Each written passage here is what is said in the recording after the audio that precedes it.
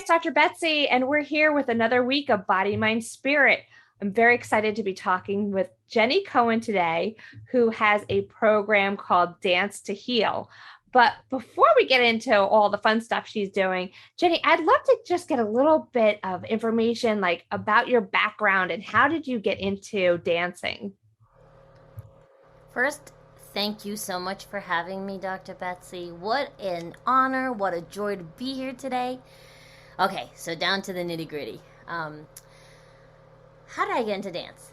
Well, way back when I was a wee child. I'm kidding. I did really enjoy ballet when I was a child, but I really got into dance in college.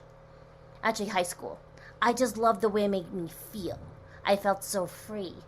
What happened is then I grew up, and we grow up back in I'm 53, so back in the olden days, before electricity, you weren't really allowed to consider a career in the arts.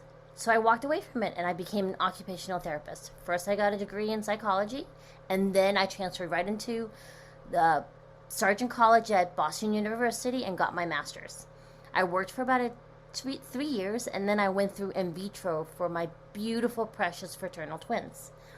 During that time, I went a little bit constrained willies because two children by myself, and I started taking dance classes again and rediscovered my body. So that's how that kind of journey happened. I really loved my time outside. I found in the States it's called belly dance, even though in different countries it's called Rashaki. There's also different versions and different branches from countries called Moroccan dance, Egyptian dance, Iraqi dance. I loved all of that. I found my body, I found my sensuality again. So I love that. But then I got breast cancer, and the that's really the only sound I could describe it. And during the treatment and the recovery, I continued with dance and made all the difference for me in terms of coming back.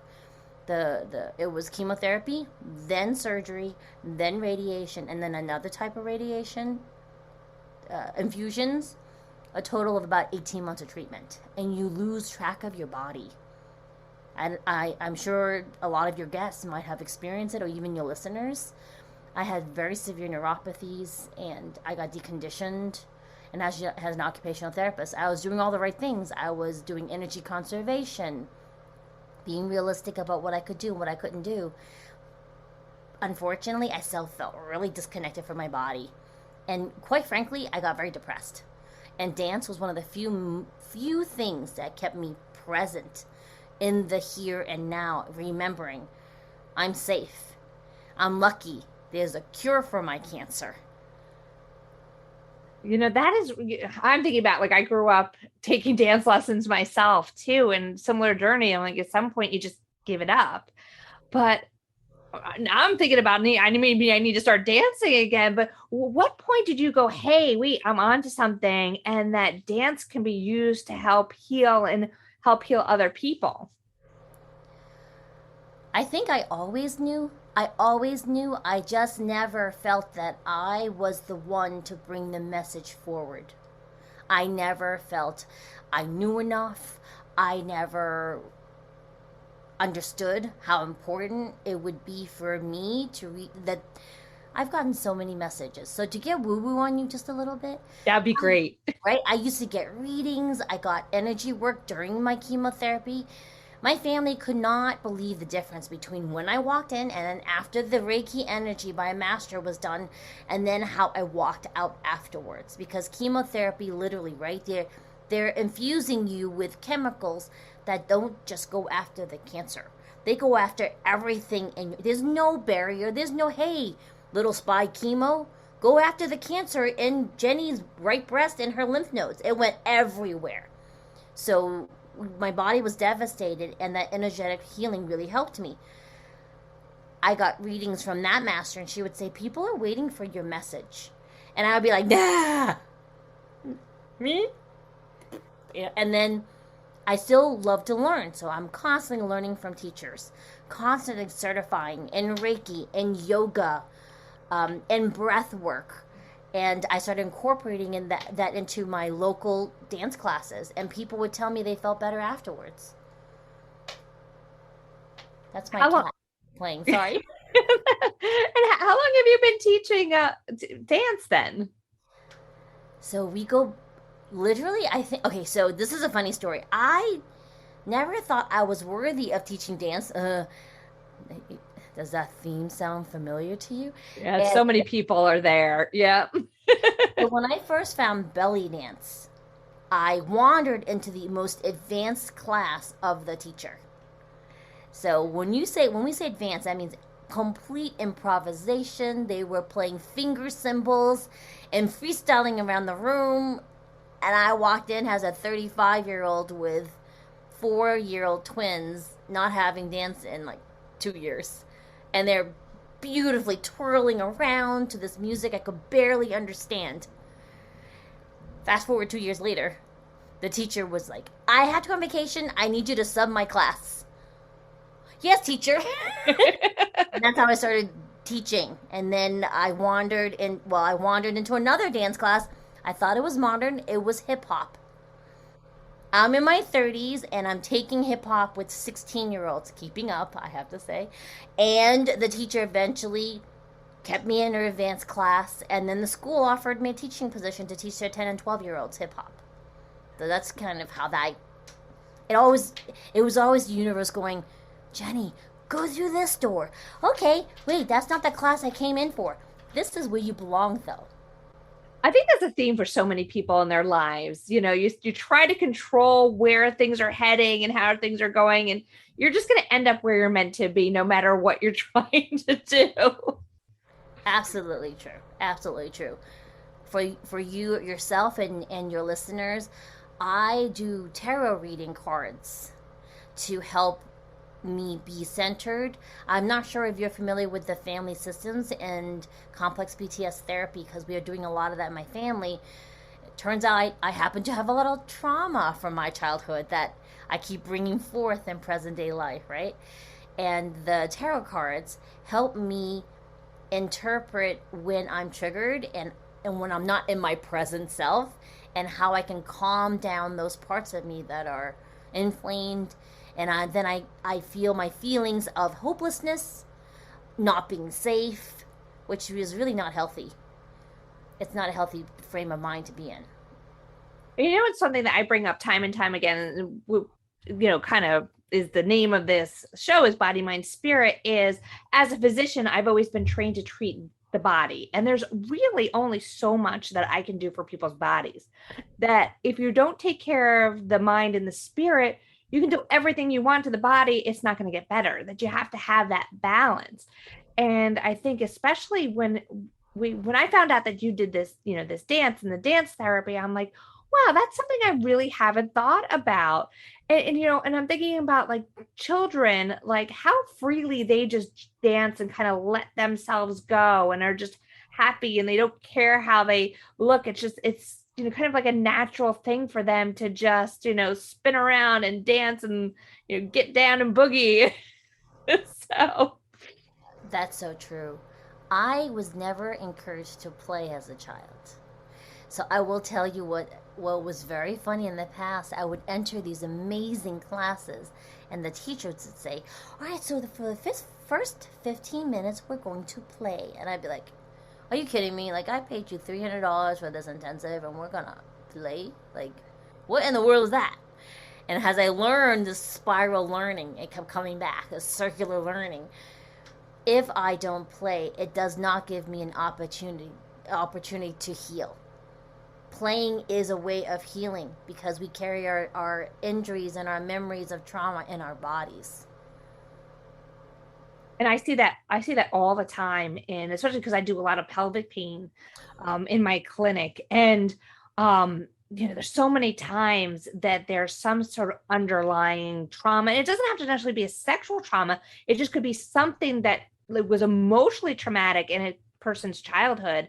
And especially women, and this is just a generalization, but especially women, they tend to hold stress in their pelvis, and they tend to tighten up, and our bodies will kind of display these like emotions that we're holding on to that sometimes we don't even know that we're holding on to.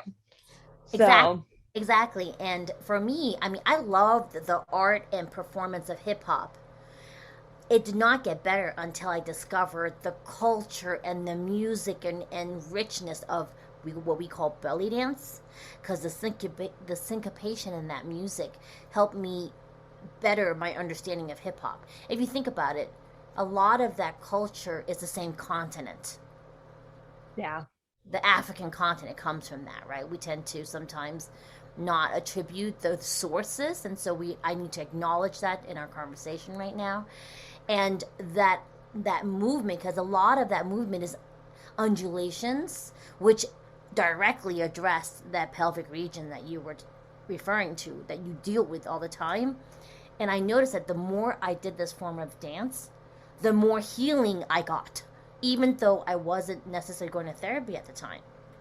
It made you feel good, and there's now a lot of research and a lot of people going through master's degree in dance therapy, directly correlating the therapeutic benefits of these swaying of the hips, undulations, and circular patterns movement in your body that releases any injuries and memories of trauma, and it promotes healing. You know, it's interesting, and we get into like with the dance. I've also talked to people with movement therapy, and I'm just surprised about. I mean, it all connects about how moving the body can actually heal the body. I have good friends that actually do some work with children with autism, and they found that sometimes just going back to crawling, that can have a healing effect on the body and the mind and actually help to reverse or decrease the symptoms of autism that sometimes maybe we're not in our fast-paced world not expending enough time like crawling and moving our bodies. I agree. I agree. And if I also may suggest, in addition, we should all be crawling. We should be getting to the floor, lying down, rolling around. We don't do that enough. 2 points I want to remember to address is one, as I've aged, because I mentioned before I'm 53. You look great. You don't look anywhere close to it. It's dance and genetics, some makeup. So as I've aged, the inner ear that deals with my sense of balance, I learned the liquid inside your inner ear starts to dry up and crystallize. Yes. And that will affect your ability to equilibrialize with any changes. And I get dizzy very quickly. Like, if I'm in dance class and they want me to do more than 2 or 3 spins, I'm like, I want to, right? You get nauseous. However, if I bounce up and down, I'm demonstrating that, and I'm one of those balls, or I invert, I will help with that dizziness. That is such a great point, and I can't wait to hear more when we come back from the commercial break.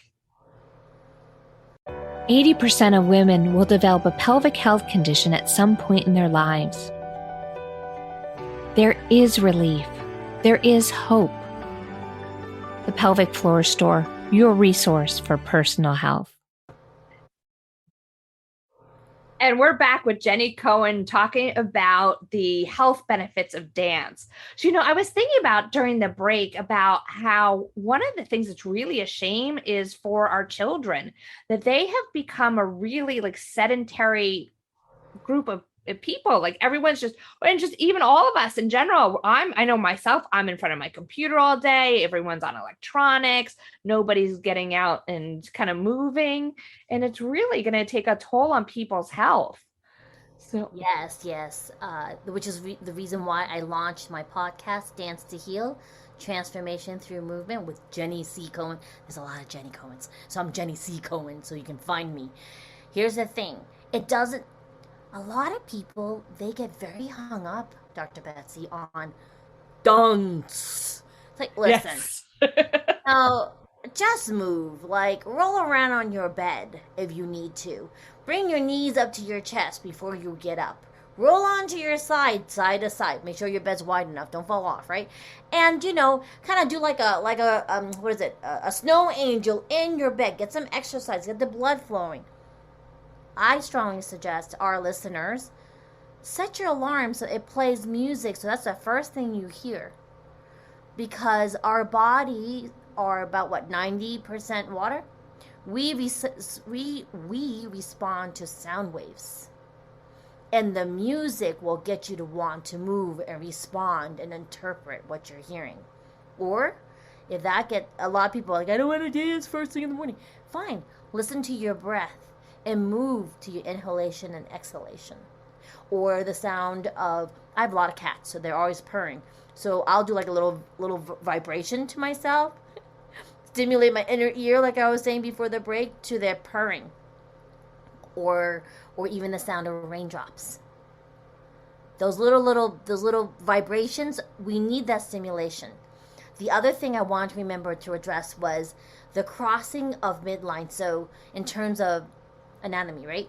Our right side of the brain controls the left side of the brain controls the right side. And we need to constantly be crossing those pathways to keep us stimulated, right? Movement prevents dementia and aging. And we have to continually be stimulating the inner ear. Inverting, you can do things like you're standing in front of a chair and just lightly put your forearms on the chair. So you don't have to do that downward dog thing.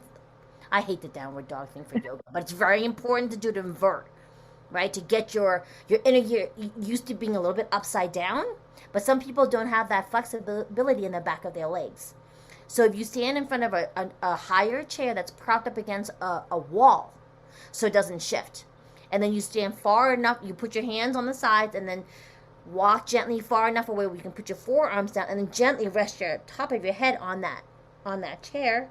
Then you'll have that motion of your head being upside down, right? Versus when I was having my stomach virus and hanging my head upside down, that way. That's not the fun way to do it. But the crossing of midline, when I was doing Polynesian dance classes, I told you I learned everything. And they do the poi where you have this round object that was attached to a longer string, and there's a handle, and you're doing these circular spins. And this inward spin and the outward spin makes your hands cross midline. There's a woman by the name of Donna Eden Medicine. I'm sure you've heard of her, Dr. Betsy. Yeah, I have heard of her. Yeah, her daughter, I know from the belly dance world, but she has two beautiful daughters, and they've been going just wonderfully global with teaching people about energy medicine and crossing midline and ways to move that help us feel safe. We are in a pandemic, unfortunately, and a lot of us are empaths. Most of us are empaths. We're human. You try very hard not to feel the pain of the world, but we do, yeah?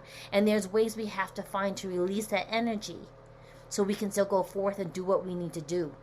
Everyone, listener, you play an important part in this world. So you need to find ways to make yourself strong enough to pour out, right? But if you don't feel you're well, there's nothing. You can't even be nice to the person next to you in traffic, right? You can't even smile at them, like, oh. Right? So we have to find ways to release the energy, crossing the midline, dancing to movement.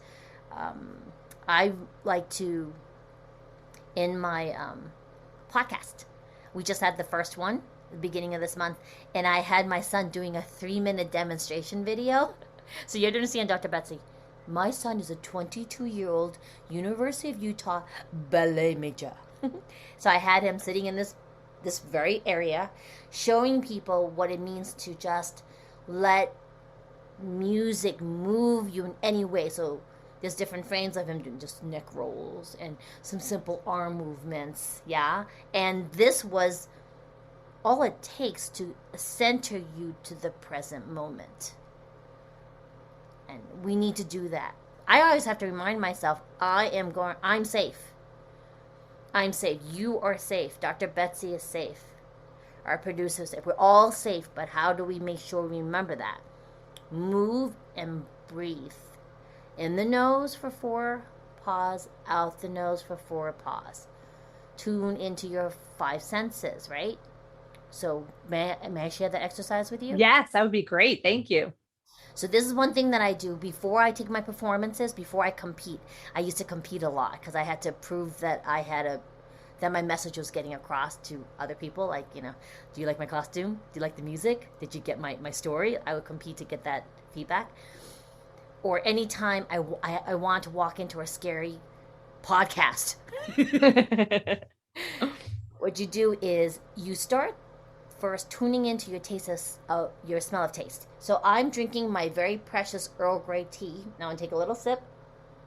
I want you to think about what's your favorite food. Mine is Earl Grey tea, so I tasted that and I'm concentrating and focusing on the taste of your favorite food. My case is tea on my tongue. Then I focus on my sense of smell. I'm smelling my Earl Grey tea. I'm focusing on the taste of my tea. Those two senses. Yes, keep breathing in the nose, out the nose, those two senses. Then I start focusing on my hearing. So the sound of my voice. I have a filter. Traffic going by. Go back to the taste in your mouth. Your smell. What do you hear? Now I'm going to add sensation. My butt cheeks in my seat. Clothing on my body. My hair's pulled up. I feel that. My earrings in my ear. Go back to your tongue, your taste, your smell. Hearing what's around you in the room. Your feet on the floor. And lastly, you might want to focus on any object in the room.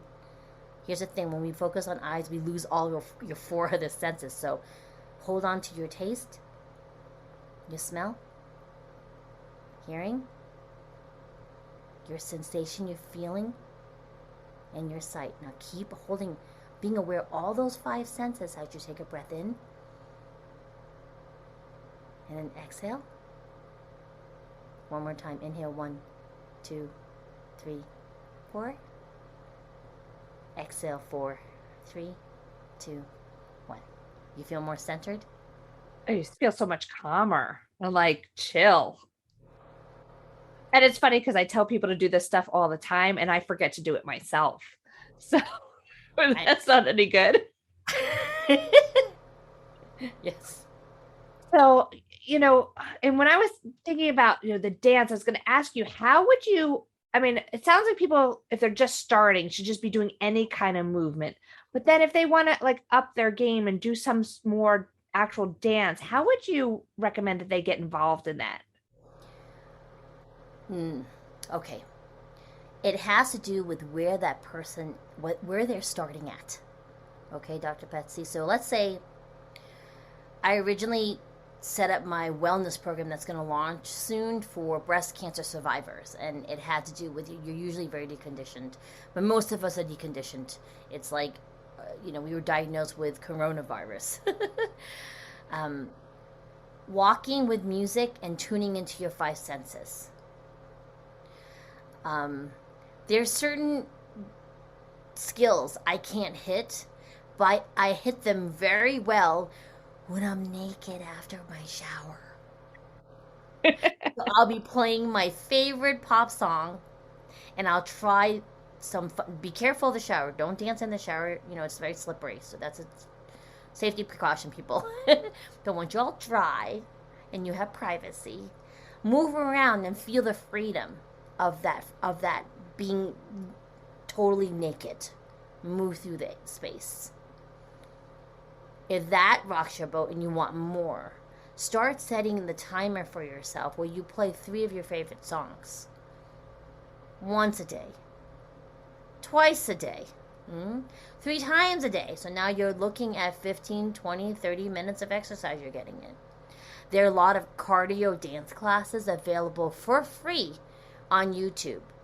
There is WERQ, which I'm certified in. It's like a hip-hoppy pop dance, and they dance to the verses, and then the chorus is repeat. Very easy to follow. You don't have to have dance training. If you want to get technically fancy, go on TikTok, Instagram Reels, and they have instructions on these fun dances that will keep you moving and dancing. And lastly, if you want more formal instruction, online classes have exploded during this time. Sign up and find a teacher that makes you feel comfortable and happy, and then they will refer you out. I think that's great. And that's the one thing that's wonderful is unfortunately, the last year or so with being with quarantine, a lot of places have shut down, but people have shifted and pivoted. And so, yeah, opening up to online classes or finding things on YouTube. In particular, where can people find out more information about you and what you're doing? Yes, please find me on my website, Jenny C Cohen, COHEN.com. That is the same brand that I made so that everyone can find me on there. I'm Jenny C Cohen on Facebook, Instagram, TikTok, even Twitter if you want to tweet with me there. I just got on TikTok, so I'm going to have to go find you on TikTok. Find I'm me. just getting used to the whole TikTok thing. Yes, and we can get lost. I get lost on it because of just the beautiful creativity and how they make me forget. Do you guys ever go on and watch those C dramas or the K dramas on Netflix? No, I don't know what that is. So they're like Korean dramas or Chinese dramas, and they're just really really elaborate costumed um, uh, shows where it's just like soap operas. And what I like is when they have the happy endings, and but there's got to be all this you know challenges and travails, but they always end up together, and that's my brain candy. Yeah. TikTok, that you lose track of time and you can disassociate safely and then turn off your app and then come back to the real world. Yeah. Oh yeah, definitely. And you can learn some fun dance moves too. Yes. Oh, and also if dance isn't for you, I would really recommend yoga flows and also Tai Chi. My Mhm. mom does well, not to get back to dance again. My mom teaches a Tai Chi dance based out of Boston, and they're non for profit out there. But mostly you can do Tai Chi movement, which is not dance related, but it's very therapeutic. And then also, what is your podcast called so people can find that too? Yes, it is on the Cornelia Stephanie Media Group or transformationtalkradio.com. And it's on first and third Fridays, 1:30 p.m. Pacific or 4:30 p.m. Eastern Standard Time. And it's called Jen. What is it called? Oh, yeah, it's called Dance to Heal Transformation Through Movement with Jenny C. Cohen. I'm so excited. And you know what? I can't wait to get together with you sometime and dance. I think we're going to have to do that. So, Everybody, yeah, Dr. Betsy's real. She's going to do a reel with me. I know. Or WYTV7 is going to have to host a dance party. That's Good. what we're going to have to do. So, I have an awesome playlist. So, yeah. So we will do that. So I want to see everybody getting up and dancing, even if it's just for a little bit every day. And I want to thank you again, Jenny, for being with us. Remember, please check out Jenny's information. Also, for more information, take a look at my website at drbetsygreenleaf.com. And I want to remind our listeners and viewers that if you enjoy today's programming, please check out wytv7.org and look at all the wonderful things that we're doing in the community. And please feel free to donate so that we can keep bringing you wonderful programming like this, and also so we can contribute more to our community and our different activities that we support. So once again, thank you so much, Jenny, for being with us. And I'm looking forward to staying in touch.